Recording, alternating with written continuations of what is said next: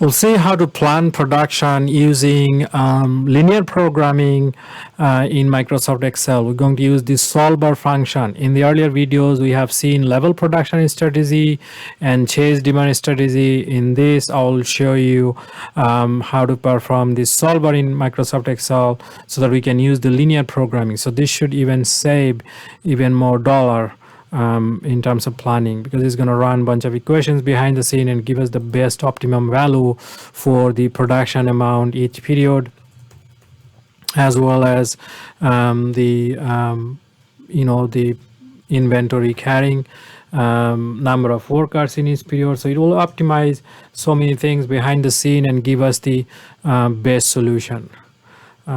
So to do that, we'll have to set the we'll have to prepare the Excel in a way so we can use the solver function. So I'm going to basically prepare for that. And then we need the demand constraint. I'll show you what that is. And then production constraint. And then worker constraint.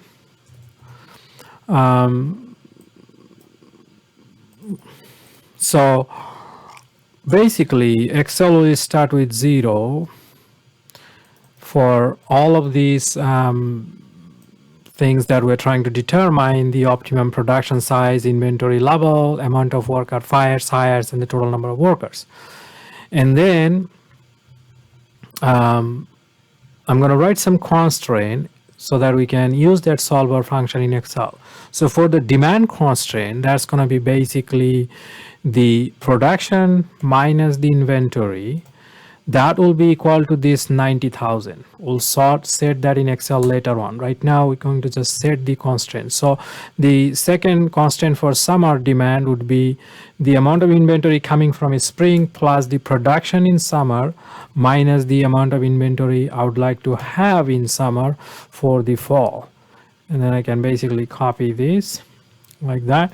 Production constraint is basically the total number of workers times the amount that is produced by each worker, which is in this cell. However, I'll have to freeze that so that I can copy this for each quarter.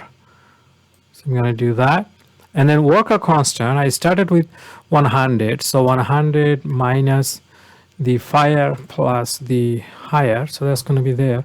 And then this one will be this worker in spring, and then the number I'm going to hire in summer minus the number fire in summer. And I can copy all the way there. I also need the total so that I can calculate the cost, basically sum of all of this. I really don't need the sum of demand. I can only have the production because that's going to be used for calculating the total cost. So now total cost will be basically equal to the production times the production cost plus inventory times the inventory carrying cost plus the number of people hire times the hiring cost plus number of people fire times the firing cost. So that's all the cost. Now let's run. Now before I run this, I would like to make another copy of the data so that this clean data. So in case if I mess up something, so I will name this as solution. So there was clean data, I will say LP solution. So that if something is missing or something hasn't done correctly, so this is the data file, this is the clean solution, I can go back and fix it. So basically what I'm going to do is it's going to optimize this cost function. It's going to minimize the total cost. It will optimize these numbers. So basically Excel will run the thing behind the scene and give us number for the amount of optimum production in each quarter, inventory, worker, hire, fire, all of these values. And then the constraint that I'm going to be adding for one for the demand constraint, which is equal to the demand, exactly equal to the demand, which is this. then add. I'm going to do this. Production constraint is going to be exactly same as the production. I also need to add the worker constraint, which is this, equal to the workers here, these guys. I also need to add one more. Workers cannot be a fraction number, so it has to be an integer value, so like that.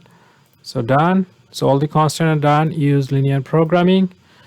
If you hit OK, they should produce the optimum number of basically result. As you can see here, in the chase demand, we had $898,000, which is a little bit less than the level production. And in the linear programming, we have 892,000. So it's about 6,000 less than the chase demand and the level production. So linear programming basically runs all this stuff behind the scene and give us the optimum number of production, inventory level, number of worker, hired, fires, and everything.